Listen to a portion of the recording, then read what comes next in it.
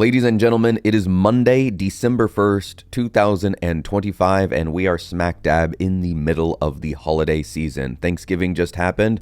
Do you have some things to be thankful for? I certainly do.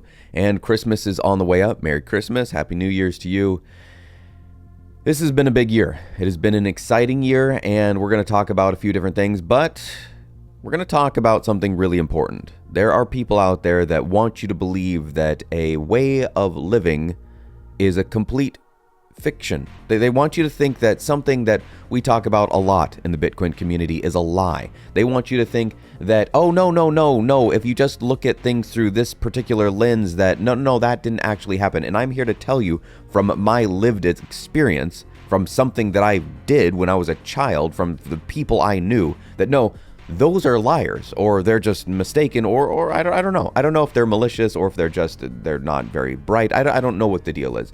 But before we get into all of that, this is where you come for entertainment and education. And as I just talked about, there's going to be some entertainment and education coming down your way here real soon. Not, as the case may be, financial advice. That's where you go. You go to other people for that stuff. Let's get into the numbers real quick. The price of Bitcoin is $92,750. Priority and anytime fees are still single digits. Unconfirmed transactions, 62,000. Things are looking real nice. Nodes are looking real great. We've got 24,669, just shy of 25,000. The average block time right now is 10 minutes and 12 seconds, which means we're going to see a downward tick. Okay. Before we get into all of that I was talking about just a second ago, remember this right here, this QR code. Give that a scan, and you will be able to get your tickets to the Mining Disrupt Expo happening in Miami in July 21st through the 23rd. I had to look over there just to make sure. Yes, 21st through the 23rd. It's going to be a good one. We are back in the warm, beautiful state of Florida. Beautiful people, beautiful weather, beautiful businesses happening, beautiful deals. The Mining Disrupt Expo is where you go if you're interested in two things. Well, I guess three things. The third one's a little bit less, but certainly definitely a part of it. The first one is, are you looking to make connections with other people in the Bitcoin space? Because boy, oh boy, let me tell you what, the handshakes, the trading of business cards, the scanning of QR codes, here's me on Telegram, here's whatever Signal, whatever the case is, so much of that is just happening left, right. That is what people are doing. Networking, connecting, getting face-to-face. Okay, here's you, here. Yes, we should totally talk about that. That's happening all over the place.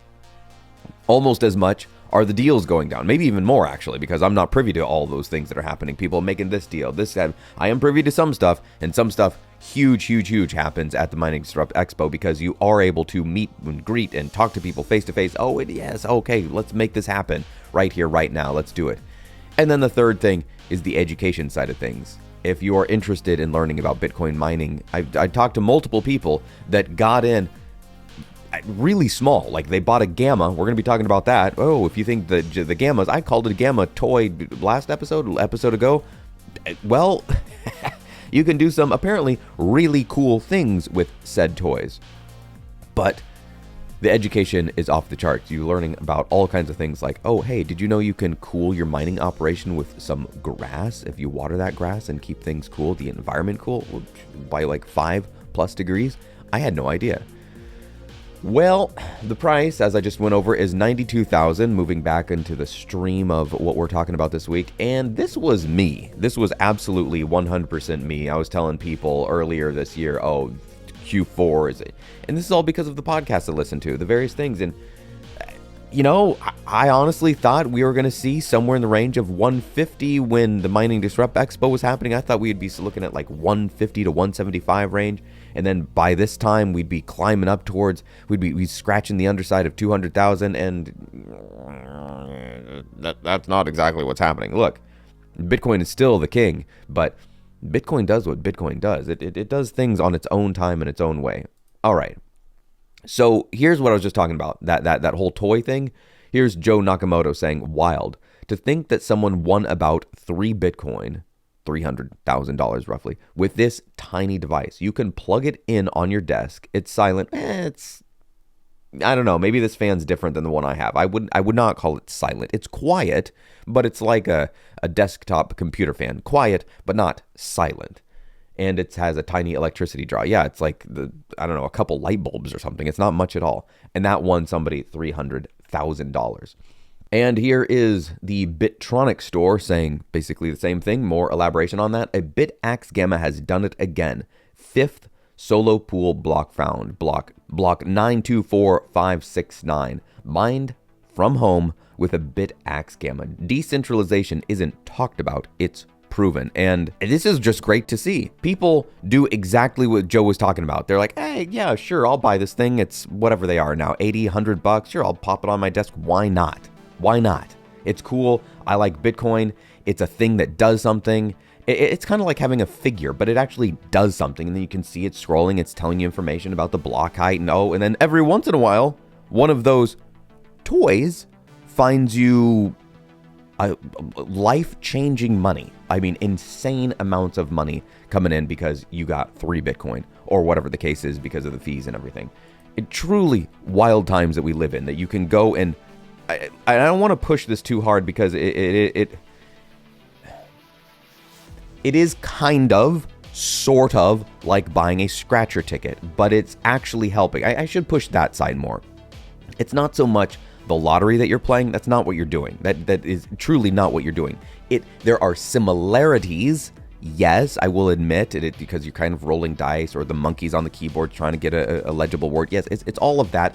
But truly what you are actually doing with that just being there is helping decentralize the network. And that is, first and foremost, the really important thing. Yes, I understand it's a tiny, tiny fraction, but it's more than nothing. And I don't know why this didn't get way more news. I know it's just a crazy transition, but truly, this is weird. Here's Pierre Richard saying, on November 20th, the state of Texas acquired 10 million of Bitcoin for its strategic reserve. Maybe it's because it was only 10 million and people are like, well, why didn't they buy $50 billion worth? That is, 2025 has been maybe one of the biggest and most important years for Bitcoin since the Genesis block was mined, since the white paper came out. There have been so many things that have been absolutely insanely bullish, and we're going to get into one of those things here in a second, but holy moly, this year has been absolutely bonkers for Bitcoin. And if we're like, if this is where the bonkers information is starting, like, yeah, Bitcoin came out, kind of matured, here we are, it's 2025, but now states are buying it, or a state has bought it, and basically every state except like 2 is on that map of some kind of legislation incorporating Bitcoin or doing something with Bitcoin. What? If you would have said that any of this was happening like 3 years ago, 2 years ago, a year and a half ago, you would have said, no. Maybe 2 of those things would happen. But no, all of them have happened. Just one thing after another. It's truly, truly crazy the times we're living in. And on that note, hold your comments on this one. Get ready. Here's Mean Hash saying, I mean, the president's son is mining Bitcoin. Not sure you need any more proof it is here to stay. Here's Eric Trump in a mining facility mining Bitcoin. And then there's people like, well, it's not American because he's using Chinese this, and it's not American because there's Canada, And I love Marshall Long's take on this. OG BTC, this is so good. American Bitcoin, mined in Texas by Canadians, using Chinese miners, deployed in Chinese cooling infrastructure, doesn't get much more American than that. Does not get much more. That's so true. It is so true. You look at things that says assembled in America from international parts, or made in America using this, or designed in America. Look, America is more of an idea than it is a place. I might get some pushback on that, but there's a reason that people come to the place. It's because of the idea.